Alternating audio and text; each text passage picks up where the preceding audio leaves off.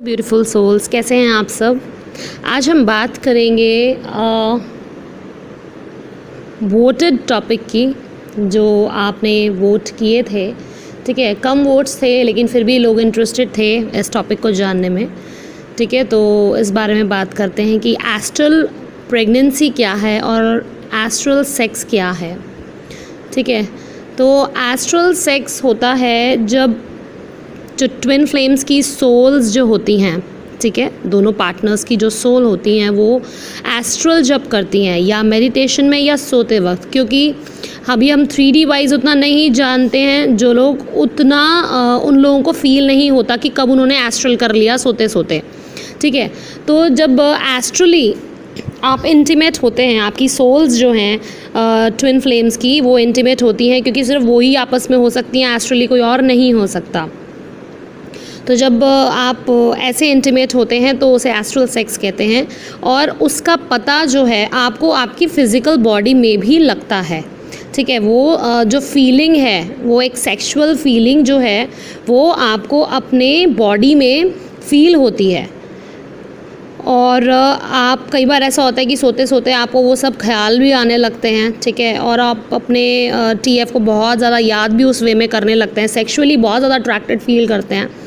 तो कई बार ऐसा भी होता है कि सडन आप सो भी रहे हैं तो भी आपको एकदम ऐसी एनर्जी आ रही है, ऐसा फील हो रहा है जैसे कि आप इंटरकोर्स कर रहे हैं, आपको ऐसी फीलिंग भी आ सकती है। तो ये जो होता है, जब ऐसी फीलिंग बॉडी वाइज फील हो तो it means something is happening. ठीक है, एस्ट्रल प्रेगनेंसी जो होती है ये बहुत रेयर होती है, बहुत कम। ठीक है, और स्पेशल सोल्स के साथ ही होती है, लेकिन ये होती है। ठीक है, इसमें आप एस्ट्रली हमारे जो 7 बॉडीज़ होती हैं उसमें से जो हमारी एक बॉडी होती है उसमें हमारा बेबी होता है। ठीक है, जब हम एस्ट्रल सेक्स करते हैं, और उनका जो बहुत बड़ा पर्पस होता है उन ट्विन फ्लेम्स का, वो एस्ट्रली प्रेग्नेंट भी होते हैं। तो उनकी सोल्स जो हैं वो एस्ट्रली प्रेग्नेंट होती हैं। ठीक है, और ये ऐसे भी होती हैं कि आप छोटी एज में इन द सेंस कि टीन एज में, किसी के साथ भी ऐसा भी होता है कि टीन एज से वो इम्प्लांट, वो चीज़ आपके अंदर होती है, आपको पता भी नहीं होता, लाइक 14-15 की एज से। सो इसमें ये कोई एज बार नहीं होता या साल का चक्कर नहीं होता कि आप उसको 5 साल या 6 साल ही कैरी कर सकते हो और उसके बाद उसको फिज़िकल बॉडी में आना ज़रूरी होता है या वो आ जाता है, ऐसा नहीं है। तो जब आप एस्ट्रली वो चीज़ कैरी करते हो, जो आपकी सोल जो हैं जब वो इंटीमेट होती हैं, और आपका पर्पस कुछ ऐसा होता है उस बेबी को लाने का, क्योंकि वो कुछ ज़्यादा ही पावरफुल सोल होती है। ठीक है, तो वो uनको लाने का धरती पर एक बहुत बड़ा पर्पस जो होता है उन ट्विन फ्लेम्स का, तो उनके साथ ऐसा होता है। ठीक है, और इसके जो फिज़िकल सिम्टम्स होते हैं, मतलब अगर आप एस्ट्रली प्रेग्नेंट हैं तो आपको कुछ फिज़िकल सिम्टम्स भी अपनी प्रेगनेंसी वाले ही दिखाई देंगे। ठीक है, नौजिया भी होता है लेकिन ये बहुत कम समय तक के लिए होता है।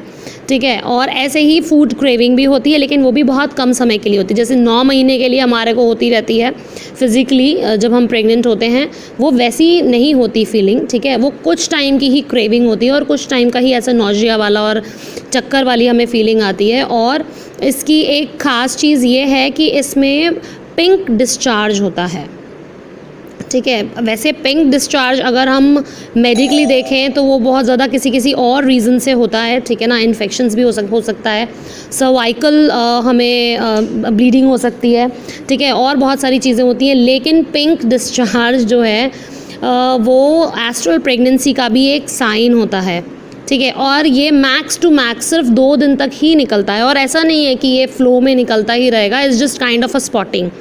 तो ये इसके फ़िज़िकल सिम्टम्स होते हैं, और ये बहुत रेयर होता है। ठीक है, हर कोई एस्ट्रली बेबी कैरी नहीं करता, क्योंकि उनका पर्पस शायद इतना बड़ा होता है। ठीक है, और वो जो सोल कैरी करते हैं वो हाईली पावरफुल होती है।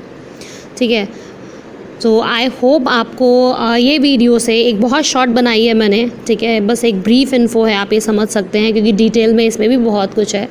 ठीक है, तो अभी के लिए ये ब्रीफ इन्फो आप देखिए, फिर इसकी डिटेल वीडियो भी लाऊंगी जल्दी ही। Thank you for watching.